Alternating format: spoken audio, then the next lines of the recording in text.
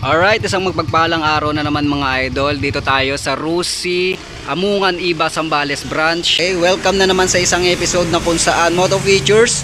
At ang ibibida natin ngayon ay si Rusi Flame 150. Okay, gaano ba ito kasulit at kaganda? Alamin natin yan sa video na to. Welcome to Hadju Moto Vlogs. Let's go.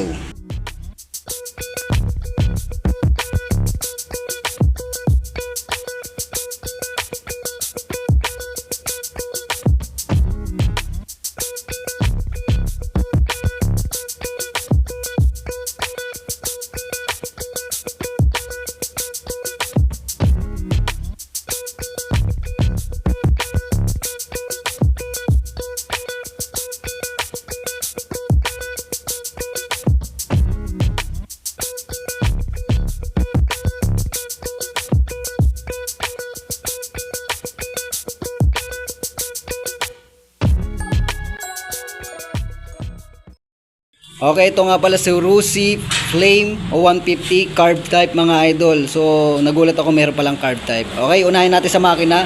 150cc engine displacement, single cylinder, single overhead cam, 4-stroke po siya. Gumagamit po siya ng air cool para sa pagpapalamig ng makina. Like what I said, carburetor pa rin ito mga idol. Carburetor po siya. So, meron pong fuel injection na flame. So, ito po mas bababang variant. Okay? Kung ayaw nyo ng fuel injection na mas mataas ang maintenance, dito, mas mababang maintenance, carburetor po mga idol. Meron po sila dito sa Amungan. Okay? Pagdating naman sa transmission, ito naman ay gumagamit ng manual transmission na kung saan clutch at may cambio po siya mga idol. Dahil sa key features naman mga idol, unahin natin sa unahan, sa kanyang headlight. So, kitang-kita natin na meron po siyang split LED na ginagamit, tapos meron po siyang daytime running light. Ang ganda, solid ang gamit niya rito sa kanyang headlight. Pagdating naman sa kanyang panel mga idol, digital na po siya. Marami kang information na dapat mo malaman, tulad ng speedometer, odometer, clock. Okay, lahat na nandito. Okay, so digital na po siya, mas maganda, mas very sporty ang disenyo. Okay, sa kanyang igniter key ay gumagamit ito ng shutter lock key. Okay, mas safe ito sa mga magnanakaw. Alright. Mismo ang kanyang susian ay may takip. Yan.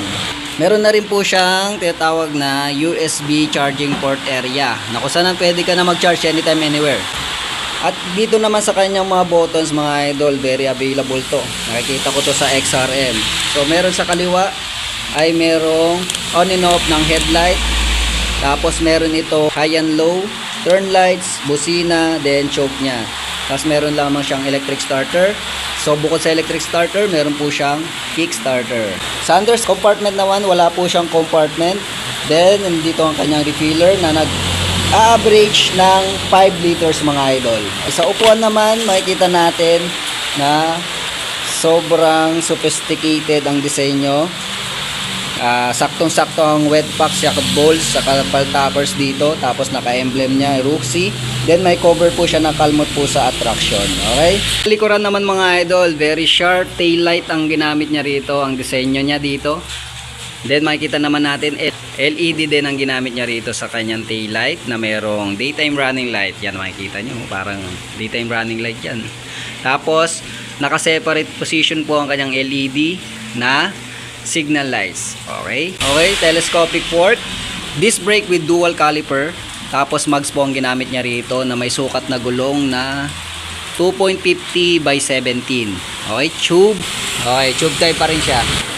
So dito naman sa likod mga idols, center monoshock absorber, single disc brake with single pot caliper. Mags din ang ginamit niya rito na may sukat na gulong na 300 by 17. Tube type pa rin siya. Okay, makikita naman natin sa muffler niya mga idol, very sophisticated din, sporty look. Tapos may cover po siya na stainless steel. Okay, pinaka-cover or pinaka-paint nito is high temperature matte black. Okay, yun yung kanyang cover ng kanyang muffler dito, yung paint job niya. Okay, sa controls naman tayo mga idol, no? So, meron siyang throttle control with brake lever sa unahan. Hand grip dito, meron siyang clutch lever. Then, dito naman yung kanyang or shifter. Meron po siyang 5 gear position na pwede mong pagpilian. Okay? Ito nga yung downgrade talaga ni Flame. Kasi alam ko merong fuel injection eh. So ito, bagay na bagay, mababa lang ang presyo nito. So mas mababa talaga siya sa fuel injection. So ang Flame 150 carburetor type is nagkakahalaga lang ng 54,500. So sa 3 years nito, kung sakaling ikaw ay mag-installment, meron po siyang 2,400. Okay, ang down payment niya is 3,000. Meron ka ng Rusi Flame 150 na carb type. Okay? So may rebate po siya na 200. Then meron po siyang free LTO o 3 years LTO registration. So dito lang yan sa Amungan and it's raining day. Ayan, pauwi na tayo. So nadaanan lang natin to. At check nyo rin ito sa ating video. C Flash 150X, yung bagong bago. Shoutout nga pala kila ma'am, kila sir, sa doon. Ayan. So dito sila. Okay, para tapusin ang video na to, huwag sanang kalimutan mag-subscribe at i-hit ang notification bell para lagi kang updated sa mga ganitong klaseng impormasyon tungkol sa mga bago at lumang mga motor. At i-like at i-follow nyo na rin ang ating munting page na Haji Motovlogs TV. Ito po si Haji from Haji Motovlogs. Thank you for watching and peace out.